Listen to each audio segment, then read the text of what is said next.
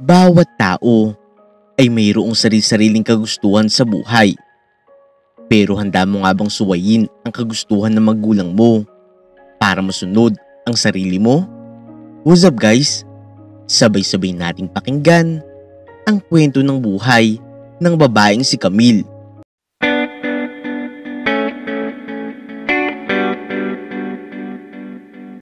Yaya, ako na po ang bahalang magluto ng mga pagkain ni Daddy. Wala rin naman po akong ginagawa eh. Nakangiting sambit ni Camille kay Manang Nelia. Si Manang Nelia ang matandang kasambahay na palagi nag-aasikaso sa kanilang kusina. Naku senyorita, baka naman po magalit ang daddy nyo kapag nalaman niyang pinapakilos ko kayo dito. Nag-aalalang sagot ng matanda. Hindi naman po niya malalaman kasi mamaya pa po siya uwi dito. Gusto ko lang po talagang matulungan siya dahil palagi po siyang pagod sa trabaho. Sambit muli ni Camille. Iha, mas matutulungan mo ang daddy mo kung mas lalo mong pagbubutihan ng pag-aaral mo. Lalo na ngayon, konting buwan na lang makakagraduate ka na. Pumasok ko na lamang sa kwarto mo at ako nang bahala dito. Pagmamatigas ng matandang kasambahay. Ikaw talaga Manang Nelia oh. Sige po, kung hindi nyo na lang po ako tutulungin dito. Pwede po ba? Samahan ko na lang kayo magdala ng pagkain sa office ng daddy ko? Nagbabaka sakaling dugtong pa nga ni Camille. Madalas kasi ay hindi niya maiwasang mangulila para sa kanyang ama dahil sobrang busy nga nito sa kanyang trabaho. Madalas pa nga ay hindi na nga sila nagpapang-abot sa gabi dahil madaling araw na nga ito kung umuwi. Magmula noong mamatay ang kanyang mami, mas lalo pa kasing dinoble ng kanyang daddy ang pagkayod para mabigyan siya ng isang magandang buhay. Naiintindihan niya naman ito, pero minsan hindi pa rin niya mapigilan ang sariling mangulila. Camille, iha, mas lalong hindi pwede ang naiisip mo, senyorita. Mahigpit na ipinagbabawal ang daddy mo na madawit ang pangalan mo sa negosyo at malaman ng ibang tao na ikaw ang nag-iisang tagapagmana ng kumpanya. Diba alam mo naman yun? Mabilis na napalitan ng lungkot ang mukha ni Camille dahil sa kanyang narinig. Bakit po ba yaya? Ikinakaya po ba ako ni daddy? Hindi naman siguro sa ganun senyorita. Alam mo naman kasi kung gaano kalaki ang kumpanya ng pamilya nyo, di ba?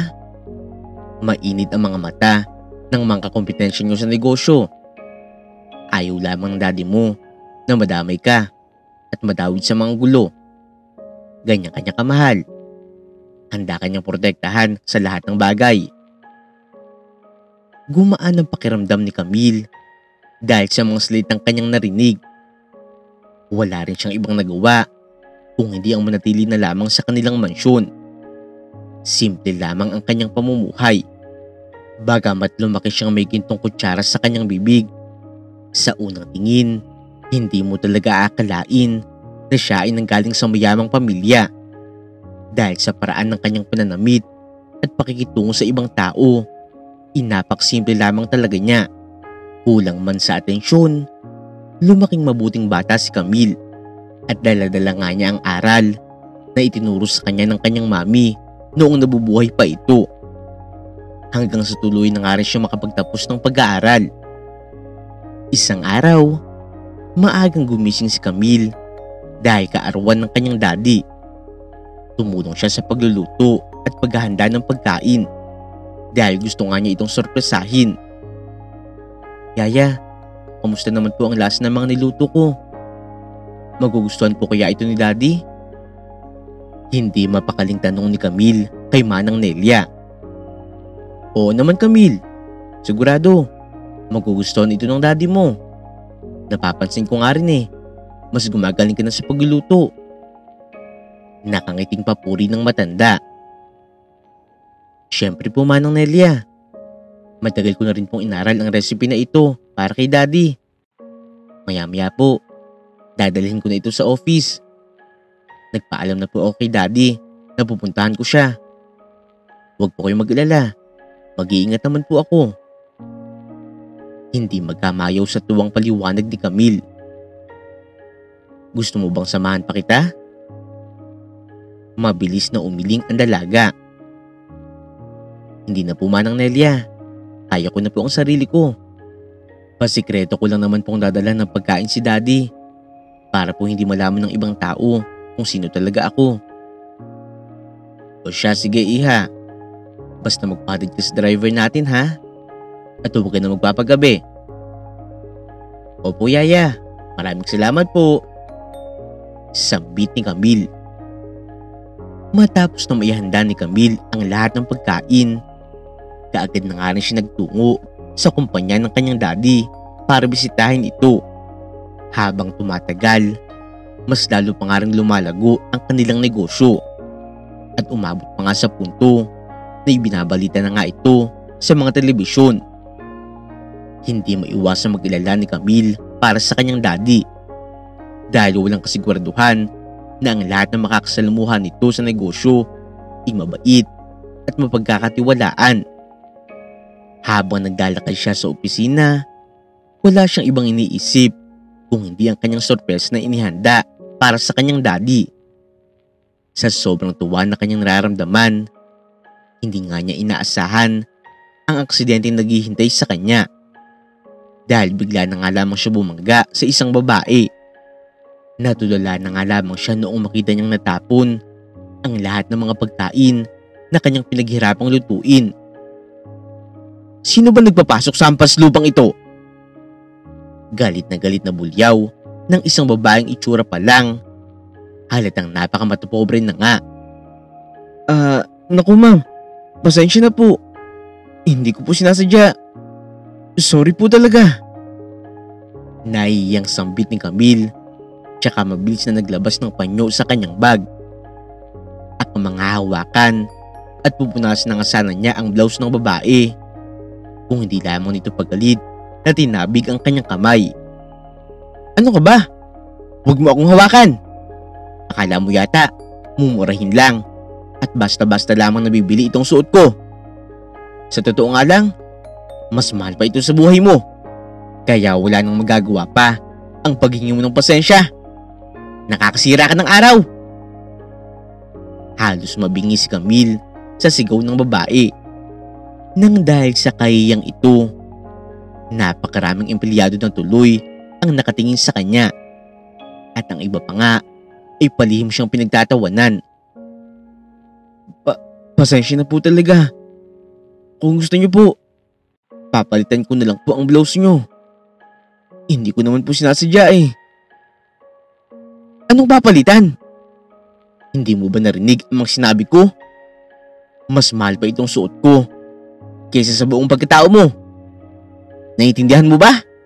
Masyado ka naman nagpapatawa. Tsaka sige, saan mo naman balak na bumili ng pampalit dito? Sa palengke? Tuluyan ng nilamon ng kahiyan si Camille. At hindi na nga rin niya napigilan pa ang sarili na umiyak sa sitwasyon niya ngayon. Maya-maya pa, hindi niya inaasahang isang lalaki ang tatabi sa kanya. Huwag niyo na pong palakihin pa ang gulo, ma'am. Pasensya na po sa nagawa ng kaibigan ko. Pero sa tingin ko po, may mali rin naman po kayo sa mga nangyari. Hindi naman po tama na basta-basta na lamang kayo mamahiya ng kahit sino. Magalang na sambit ng binatang ito. Aba, sa'yo pa nang galing yan ha? Wala kang karapatan para diktahan ako. Mag-ieskandalo ako kung kailan ko gusto. Ang mabuti pa, umalis na lamang kayo sa harapan ko. Dahil kung hindi, ipapadampot ko pa kayo sa mga security. Dahil sa lahat ng ginawa nyo sa akin, inubos nyo lang ang oras ko. Mga walang kwenta. Sa sobrang pagkapahiya, nakatungong naglakad papalabas si Camille. Gusto pa sana niyang pulutin ang lahat ng mga pagkain na tapon. Pero pinigilan nga siya ng lalaki sa tabi niya. At ipinaubayan na nga lamang ang paglilinis sa mga janitress. Noong makalayo na nga sila sa kahiyang yun, doon na mas lalong bumuhos ang mga luha na kanina pang pinipigilan ni Camille. Huwag ka nang umiyak, miss. Pasensya ka na kung naranasan mo yun. Ganun talaga eh. Kahit sa ang lugar ka pumunta, hindi talaga mawawalan ng mga taong matapobre.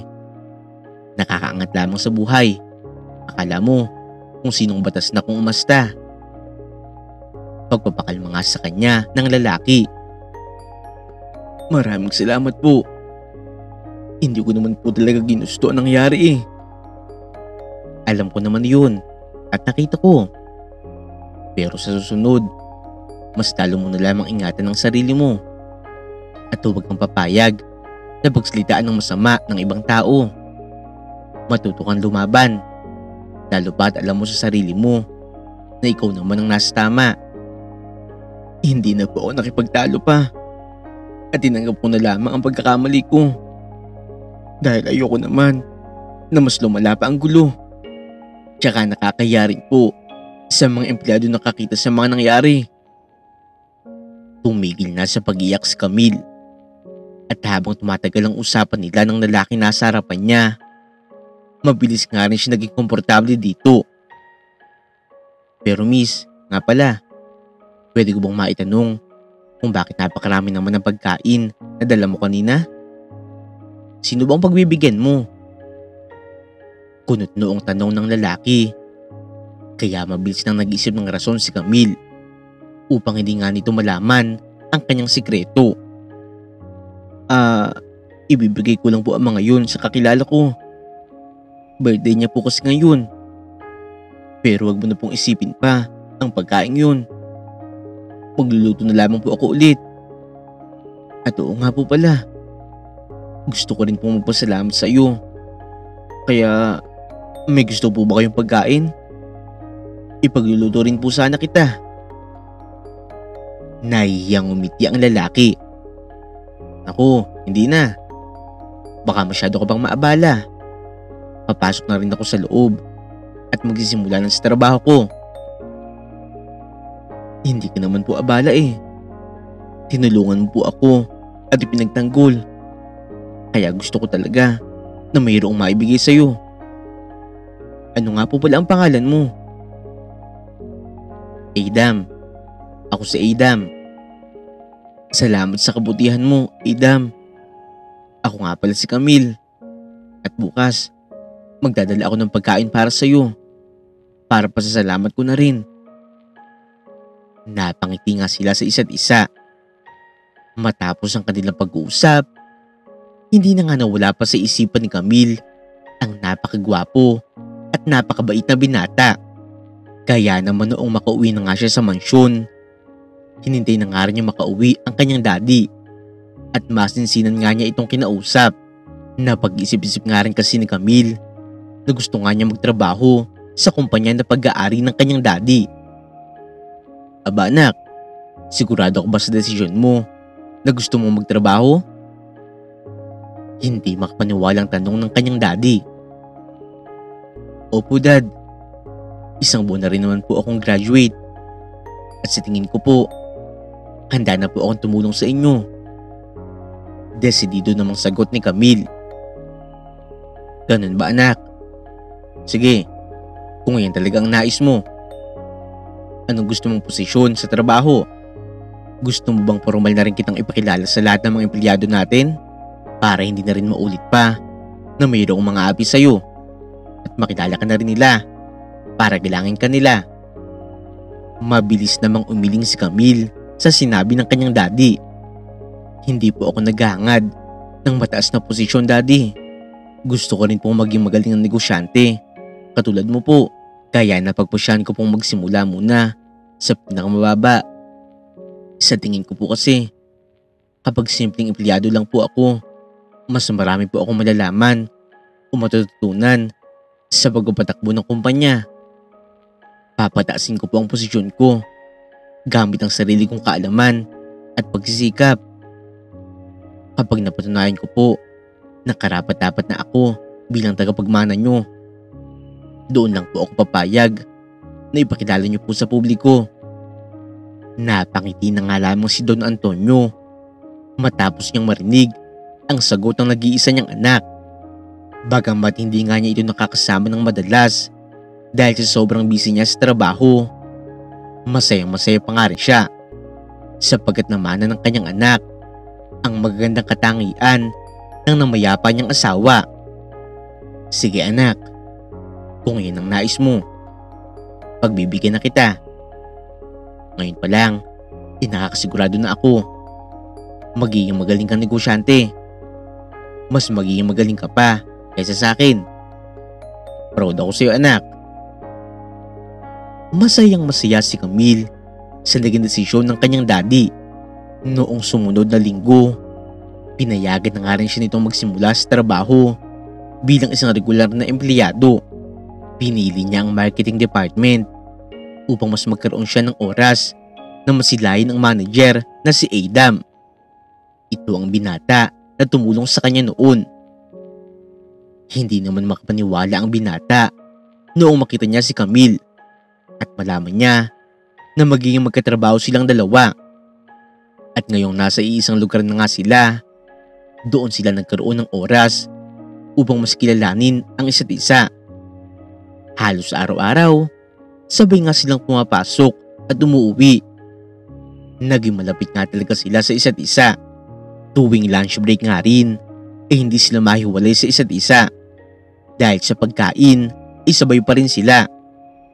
Napakaswerte naman na magiging asawa mo Camille. Dahil napakasarap mong magluto. Papuri ni Adam habang tinitikman ang lahat ng inihandang pagkain ni Camille para sa kanya. Bolero ka talaga Adam. Ikaw ba? Hindi ko ba pinagluluto ng nanay mo? Kaagad na napawi ang ngiti sa mukha ni Adam at napalitan nga yun ng matinding lungkot. Matagal na kasing wala si mama.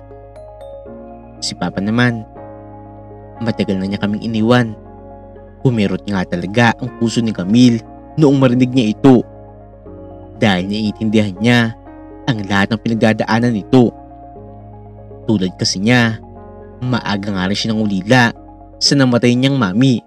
Pero kahit na ganun, hindi yun naging rason para sumuko siya sa buhay. Sa totoo lang kasi Camille, ako kasi ang panganay sa 5 naming magkakapatid. Kasama rin namin si lolo sa bahay. Pero madalas siya nagkakasakit. Kaya halos hindi na siya lumalabas pa sa ospital. Malaki na rin ang gastusin niya sa pagpapagamot. Kaya nga ito, mas dinodoble ko pa ang sipag sa pagtatrabaho. Kaya nga rin sa sobrang gipit ko, tinitipid ko na lang din ang sarili ko. Naantig nga talaga si Camille sa mga kwento nitong si Adam. Adam, gusto mo ba ng tulong? Marami naman akong ipon. Matalik rin naman tayo magkaibigan. Kaya kung kinakapos ka sa pera, huwag kang mahiyang magsabi sa akin kung kailangan mo. Tutulungan kita. Pero mabilis namang tumanggi si Adam sa alok ng dalaga. Hindi na kailangan Camille. Napakarami mo nang naitulong sa akin simula noong dumating ka dito. Hindi na ako nagugutom sa trabaho dahil palagi mo akong dinadala ng pagkain. Napakaswerte ko nga dahil naging magkaibigan tayo. Maswerte rin naman ako sa iyo Adam eh. Tinutulungan mo rin ako tuwing mayroon akong hindi alam. Hindi ka rin natatakot na ipagtanggol ako sa tuwing mayroon nagsasalita ng masama laban sa akin. Habang tumatagal, mas lalo nga talagang lumalalim ang nararamdaman ni Camille para sa napakabait niyang manager. Kaya naman, mas lalo nga rin niyang pinagbubuti ang kanyang trabaho dahil sa oras na mapatunayan na nga niya sa kanyang daddy na karapat-dapat na nga siya na maging bagong CEO. Bibigyan na nga rin niya ng mas mataas na posisyon si Adam sa kumpanya para mas lalo pa nga nitong matulungan ang kanyang pamilya. At alam nga rin ni Camille na karapat-dapat nga rin ito kay Adam. Samantala, malalim na nga rin ang pagtingin ni Adam kay Camille. Kaya naman hindi na nga rin siya nagdalawang isip pa na ipakilala nga ito sa kanyang mga kapatid at sa kanyang lolo. Noong araw na isinama ni Adam si Camille sa kanilang bahay, hindi maipinta ang tuwa sa mukha ni Adam noong makita niya kung gaano kakomportable ang babaeng gusto niya kasama ang kanyang pamilya. Kaya naman hindi na nga rin niya kinakailangan pang mag-alala kung iiwanan niyang pansamantala si Camille sa kanilang bahay para bumili siya ng pagkain sa labas dahil alam nga niya na hindi ito mababagot sa dami ng kwento ng kanyang mga kapatid. Ate Camille, ikaw po pala yung madalas na ikinukwento sa amin ni Kuya Adam. Tama nga po siya. Napakabait niyo po at napakaganda. Magalang na sabi ni Ara na siya nagpangiti kay Camille. Kayo talaga oh. Nagmana nga kayo sa kuya niyo. Napakabulero. Kayo din naman eh. Palagi kayong ikinukwento sa akin ng kuya niyo. Dahil lahat daw kayong magkakapatid napakasipag mag-aral. Ganyan po talaga si kuya. Halos lahat naman po ng mga kakilala ni kuya. Palagi niya po kaming ipinagmamalaki. Oo nga po pala Ate Camille. Naikwento na po ba sa iyo ni kuya kung paano po siya nakapasok sa kumpanya kung saan po kayo nagtatrabaho ngayon? Bigla namang napakunot ng noo si Camille dahil sa matinding pagtataka. Mabilis nga siyang umiling sa tanong ng bata. Hindi pa po pala na ikukwento sa iyo ni kuya. Noon po kasi nahihirapang maghanap ng trabaho si kuya. Matalino naman po siya at masipag. Yun nga lamang po, palagi po siyang di natatanggap. Palagi po kasing mas pinipili ng iba yung mga taong may kapit sa trabaho. Pero kahit na ganun po, kahit maraming hindi patas na nangyari sa buhay ni kuya, nanatili pa rin po siyang positibo sa buhay. Hanggang sa isang araw po, mayroon po siyang isang lalaking tinulungan. Muntik na pong manakawan yung lalaking yun. Pero hindi po nagdalawang isip si Kuya Adam na tulungan yung matandang lalaki. Kahit na delikado pa po ang sitwasyon. Sa uli, nalaman po ni Kuya Adam na isang mayamang CEO yung lalaking yun. Kaya dahil po sa kabaitan ni Kuya Adam, inalok po siya noon ng trabaho. Masayang masaya po talaga ako para kay Kuya Adam. Nang dahil po kasi sa mga kabutihang ginagawa niya, mabubuting bagay din po ang bumabalik sa kanya. Napakabait po talaga ni kuya. Napaiyak na nga lamang si Camille sa haba ng kwento ni Ara. Hindi siya lubusang makapaniwala na hindi lang pala siya ang natulungan ni Adam, kung hindi pati na rin ang kanyang daddy. Pasensya na po kayo Ate Camille ha, kung napahaba ang kwento ko. Gusto ko lang po talaga maging maganda ang tingin nyo kay kuya. Kasi botong-boto po ako sa inyo. Sana lang po talaga Ate Camille, kayo na po ni Kuya Adam ang magkatuluyan balang araw. Marahang hinaplos ni Camille ang buhok ng nakababatang kapatid ni Adam. Alam mo ba Ara, noon pa man talaga, may lihim na akong pagtingin sa kuya mo. Pero sa ngayon, wala pa sa isip namin ang pagkakaroon ng asawa. Alam mo naman si kuya mo, mas gusto niyang kayo ang unahin niya. Kaya ikaw Ara, mag-aral ka ng mabuti ha. Para kapag lumaki ka, katulad ka rin ng kuya mo, mabait at matulungin. Opo naman po Ate Camille. Gagawin ko po talaga ang lahat para maging proud din po sa akin si kuya. Pati na rin po kayo. Nang dahil sa pagiging malapit ni Camille sa mga kapatid ni Adam, pakiramdam niya ay pamilya na nga rin ang turing sa kanya ng mga ito. Sa pagdaan ng mga araw, hindi na nga nila napigilan pa ang bugso ng kanilang damdamin. Kaya naman umamin na nga rin sila sa isa't isa at naging masaya ang kanilang relasyon. Buong akala ni Camille, wala nang hahadlang pa sa kanilang kasiyahang nararamdaman. Subalit unti-unti niyang naramdaman ang kakaibang pakikitungo ng mga katrabaho niya sa kanya. Madalas kasi nagpaparinig ang mga ito tungkol sa pagiging malapit niya sa manager na si Adam. Hindi yun mawala sa isipan ni Camille. Kaya kahit tapos na ang trabaho, matindi pa rin ang kanyang pag-aalala. Mabilis nga itong nahalata ni Adam habang kumakain sila. O Camille, may problema ba? Bakit parang hindi maganda ang lagay ng pakiramdam mo ngayon?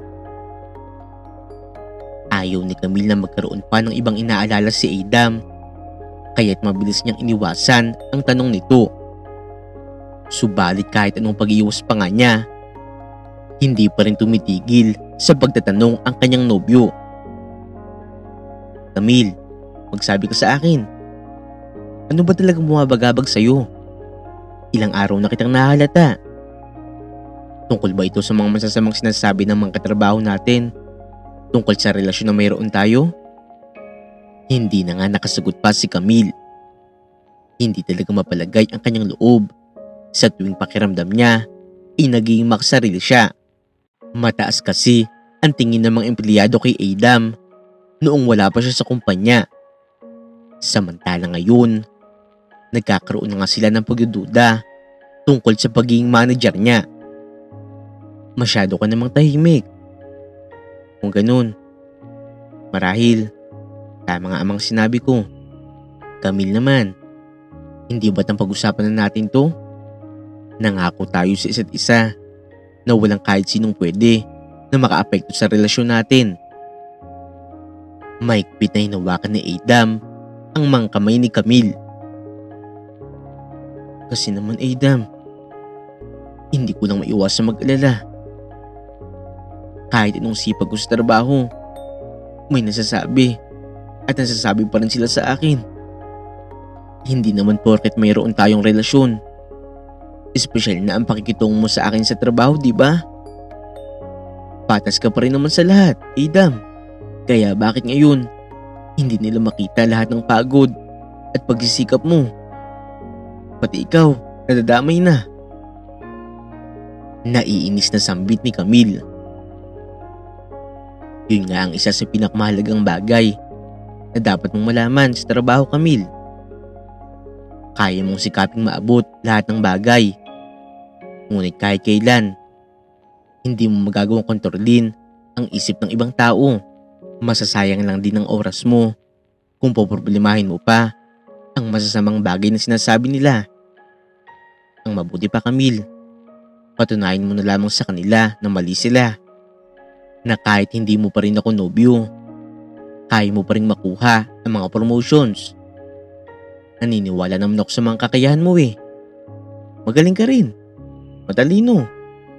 At higit sa lahat, napakabait. Kaya mo yun, Camille. Nandito lang ako. Mabilis na gumaan ang loob ni Camille dahil sa pagpapakalma na ginawa ng kanyang nobyo. Lumapit siya dito at mahigpit nga itong niyakap. Hindi na rin siya nagdalawang isip na halikan ito upang iparamdam sa kanya kung gaano nga siya kaswerte dahil naging magkarelasyon silang dalawa. Siguro Adam, bukas limitahan muna natin ang pag-uusap natin sa trabaho. Tama ka. Dapat talagang pagtuunan ko muna ng pansin ang promotions ko at galingan ko pa sa trabaho. Walang problema, Camille. Susuportahan kita sa lahat ng bagay na gusto mo. Basta kung kailangan mo ng tulong ko, huwag kang mahiyang lumapit sa akin, ha? Nandito lang ako. Hindi kita papabayaan. Napangiti na nga lamang si Camille sa lahat ng mga salitang narinig niya ngayong gabi. Kinabukasan, buong puso niyang ibinigay ang kanyang sarili at ang lahat ng kanyang oras sa trabaho. Lalo pa noong marinig niya sa kanyang daddy na magkakaroon ng promotions sa susunod na buwan. Marami sa mga empleyado ang naghahangad ng isang magandang posisyon at isa na nga rin siya doon. Kaya naman kahit na siya ang nag-iisang tagapagmana, nakipagkompetensya pa nga rin siya ng patas. Subalit, kahit anong magandang gawin niya, napakainit pa nga rin ng mga mata sa kanya ng ibang empleyado. Oy Camille, tapos ka na agad sa trabaho mo? Ang bilis mo naman. Masungit na tanong ni Claire matapos niyang ligpitin lahat ng kanyang mga gamit. Bagamat hindi niya nagustuhan ang tono ng mga salita nito, nakangiti pa nga rin siyang sumagot. Oo, tapos na ako. Dire-diretso ako nagtrabaho kanina. Hindi na rin ako nag-lunch break para maaga ako makauwi. Ang dami mo talagang palusot. Ang sabihin mo, makikipagkita ka ng sa manager natin. Pagsabat naman ni Mika. Hindi kaagad nakasagot si Camille dahil totoo naman ang sinabi ng mga ito. Nakikitain niya ngayon ang kanyang nobyo. Buong araw nga kasi silang hindi nagkita dahil mayroong mahalaga itong meeting. Kaarawan nga rin ito ngayon, kaya sinikap niya talaga na matapos ng maaga ang kanyang trabaho. Bakit? Wala namang masama kung makikipagkita ako kay Adam. Nagawa ko naman ng maayos ang lahat ng naiwang trabaho sa akin. Buong linggo rin ako nag-overtime at naiwang mag-isa dito sa office matapos lang ang lahat ng trabaho ko. At isa pa, alas 5 na rin naman ng hapon at on time akong uuwi. Mahabang paliwanag ng dalaga, pero tinawanan nga lamang siya ng kanyang mga katrabaho. O sige, go! Eh di lumabas nga ang totoo. Nadakilang bida-bida ka. Bago ka pa lang sa trabaho, pero kung umasta ka, akala mo mas mataas ka na sa amin. Hindi porket boyfriend mo si Sir Adam, magagawa mo na ang lahat ng gusto mo dito, Camille. Dugtong pa ni Claire na noon pa man, napakainit na nga rin talaga ng dugo sa kanya. Hindi totoo yan. Alam ko sa sarili ko na hindi ako mapagmataas at patas akong lumaban. Hindi ko rin hinahayaan na makaapekto ang relasyon namin ni Adam sa trabaho.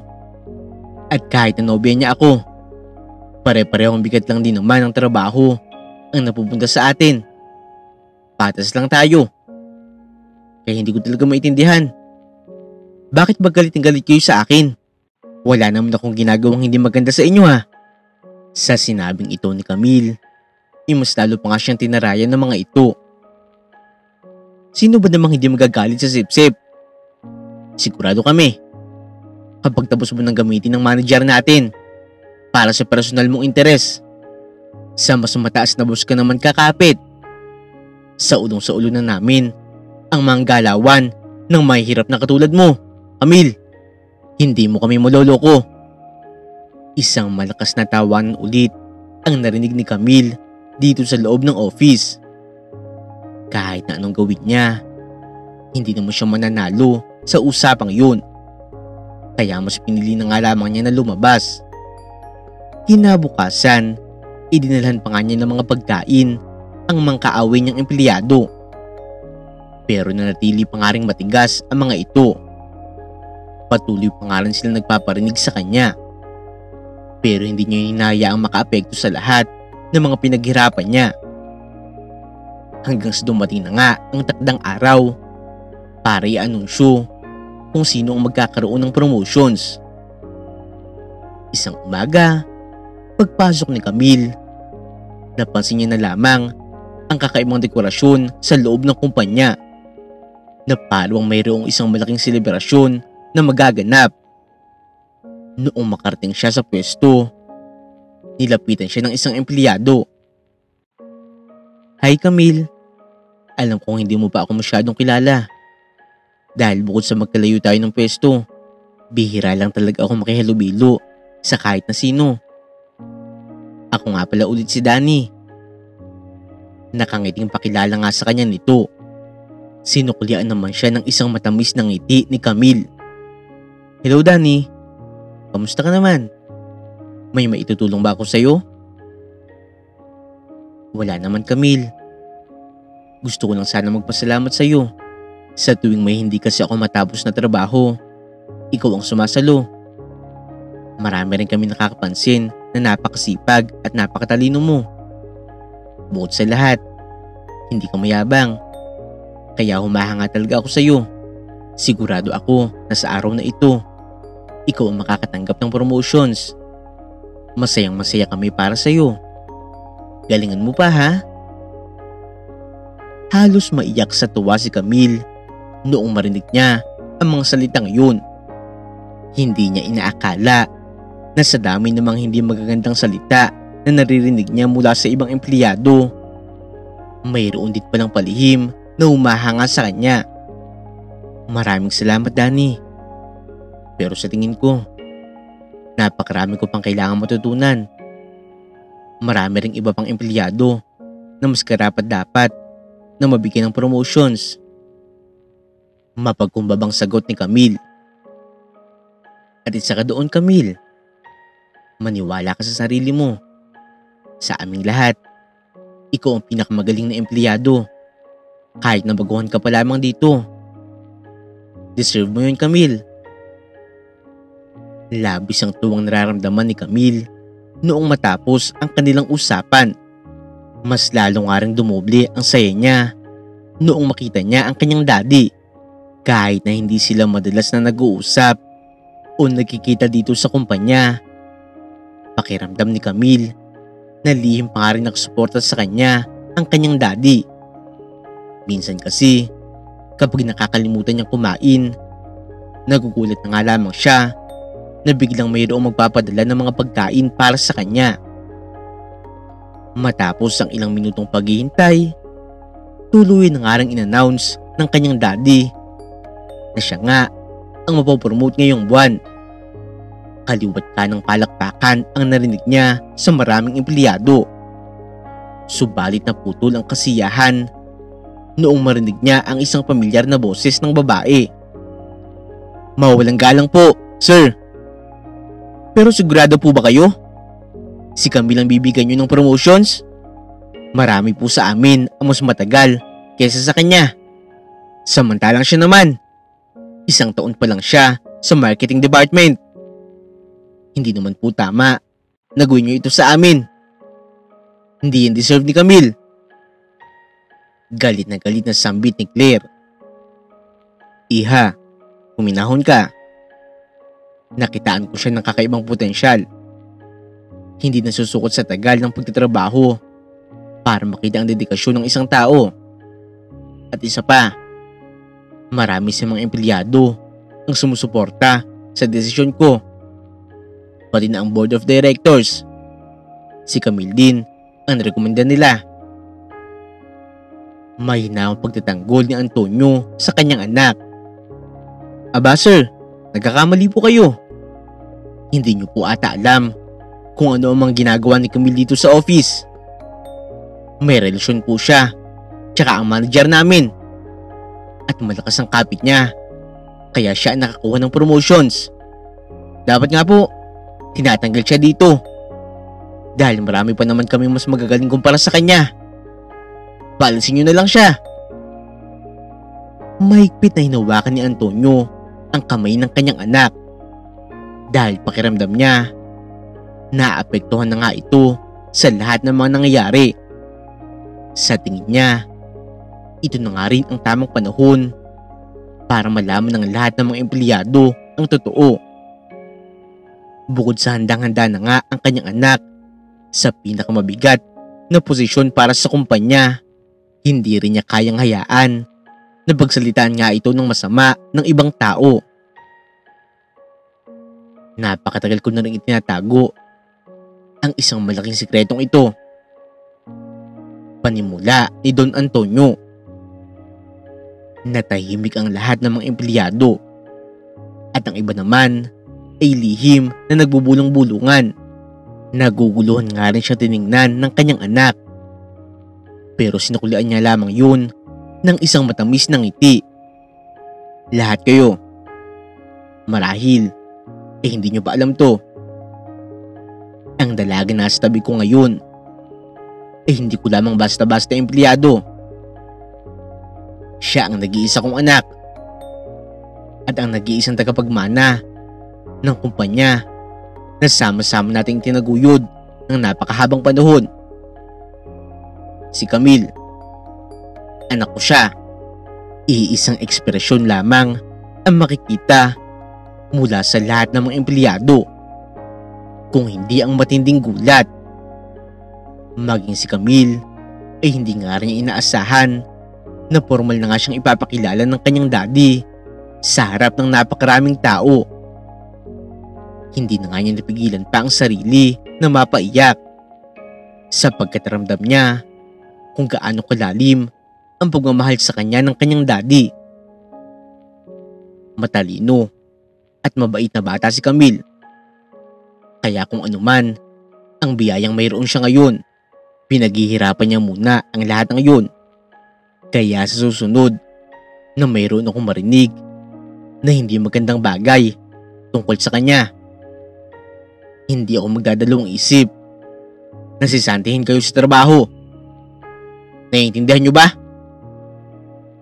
Pagtatanggol pa ni Antonio sa kanyang anak, labis ngang napahiya si Claire kasama ang kanyang mga kaibigan na walang ibang ginawa kung hindi pag-usapan si Camille. Hindi nila inaakala na ang babaeng inaapi at pinagtatawanan nila noon ay ang nag-iisang tagapagmana ng kumpanya na pinagtatrabahuhan nila. Sa sobrang pagkapahiya, sila na nga rin mismo ang kusang nag-resign. Samantala, masayang-masaya namang niyakap ni Camille ang kanyang daddy matapos ang anunsyo na ito. Daddy, maraming salamat po talaga sa pagtatanggol niyo po sa akin. Naiiyak na sambit ni Camille. Nagkamali ako, anak. Dapat pala, noon pa kita ipinakilala bilang tagapagmana ko para hindi mo na rin naranasan pa na pagsalitaan ng masama ng ibang tao. Nagsisising sagot ni Antonio. Naiintindihan po kita, Daddy. At tama lang din naman po ang ginawa nyo. Marami po ako nalaman bilang isang regular na empleyado. Salamat po, Daddy. Mabuti naman, anak. Kaya huwag kang magdadalawang isip na tanggapin pa ang posisyon na binigay ko sa'yo. Karapat-dapat yun para sa'yo. Nagkaaninlangan naman tumingin si Camille. Sigurado ka na po ba talaga, Daddy? Sa tingin mo po, kaya ko na po. Oo naman, anak. Ihanda mo na rin ang sarili mo. Dahil malapit ko na rin ipasa sa iyo ang responsibilidad bilang isang CEO. Alam kong bata ka pa, pero isang malaking potensyal ang nakikita ko sa iyo. Sigurado ako, mas lalago pa ang mga negosyo natin sa pamamalakad mo. Kayang-kaya mo yun. Kailanman, anak, hindi ako nagduda sa kakayahan mo. Walang kapantay ang sayang nararamdaman ni Camille, lalo pa noong muli siyang yakapin ng kanyang ama. Paglabas niya sa opisina nito, si Adam ang naghihintay sa kanya. Na hanggang ngayon, hindi pa nga rin ito makapaniwala sa lahat ng mga nangyari. Tulala na nga lamang siya sa mga narinig niya mula sa may-ari ng kumpanya. Camille, bakit hindi mo sinabi sa akin noon? Kung alam ko lang talaga ang totoo mong pagkatao, hindi na kita binigyan pa ng mabigat ng trabaho. Nag-aalilang sambit ng kanyang nobyo. Kung nalaman mo ang totoo, mag-iiba talaga ang pakikitungo mo sa akin. Tulad na lang ng mga sinasabi mo ngayon. Hindi lang talaga kasi ako makapaniwala na nobya ko pala ang susunod na CEO ng kumpanyang ito. Akala ko dati, ako ang boss mo. Yun pala, ikaw ang boss ko. Masyado kong mataas. Kaya pakiramdam ko, ako na ang pinakaswerteng lalaki sa buong mundo. Pero tandaan mo, Camille, nagbago man ang estado ng buhay mo sa mga mata ko. Hindi naman noon mababago ang totoong nararamdaman ko para sa iyo. Mahal na mahal pa rin kita. Mahigpit na hinawakan ni Adam ang kamay ng kanyang nobya. Hindi magkamayaw sa tuwa si Camille dahil para sa kanya, siya pa rin ang pinakamaswerteng babae sa mundo. Dahil bukod sa pagkakaroon ng mayaman at mapagmahal na daddy, nasa tabi nga rin niya si Adam na handa nga rin siya ipagtanggol sa kahit na sino. Hindi rin magbabago ang pagtingin ko sa iyo, Adam. Mahal na mahal din kita. at salamat sa lahat. Hindi rin ako magiging ganito kung hindi dahil sa iyo. Mula noon ay lalo pa nga rin tumibay ang relasyon nila Camille at Adam. Hindi nagtagal, tuluyan na nga rin nagretiro si Antonio mula sa kanyang trabaho at ipinasa na nga rin ang pamumuno ng kumpanya sa kanyang nag-iisang anak na si Camille. Sa kanyang bagong tungkulin bilang CEO, ipinakita ni Camille ang kanyang husay at integridad. Kaya naman labis nga siyang narespeto at hinangaan ng mga empleyado. Hindi rin niya nakalimutan na itaas ang posisyon ng kanyang nobyong si Adam. Hindi lamang dahil sa kanilang relasyon, kung hindi dahil na rin sa sipag, husay at dedikasyon nito sa kanyang trabaho.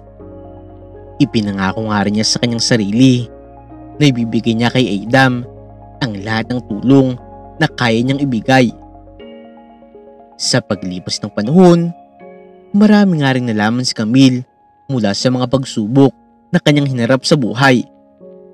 Natutunan niya na ang tagumpay ay hindi nasusukat sa yaman o kapangyarihan, kung hindi sa kabutihang loob at malasakit sa kapwa. Natutunan nga rin niya na ang pagpapakumbaba ay susi sa mas malalim na koneksyon sa ibang tao. Ang yaman o kapangyarihan ay pansamantala, pero ang mga alaala ng kabutihan ng iyong puso ay tatagal at mag-iiwan ng marka sa puso ng iba. Dito na nga po nagtatapos ang kwento ng babaeng si Camille. Sa kwentong ito ay pinapaalam, may mga pangyayari na hindi na nga natin mababago pa, lalo na kung ito ay lumipas na. Kaya't sa mga bagay na ginagawa natin ay pag-isipan natin itong mabuti upang sa uli, hindi ito ang maging malaking pagsisisi sa ating sarili. Huwag nyo rin pong kakalimutan na i-like at i-subscribe ang aming channel, Untold Stories TV.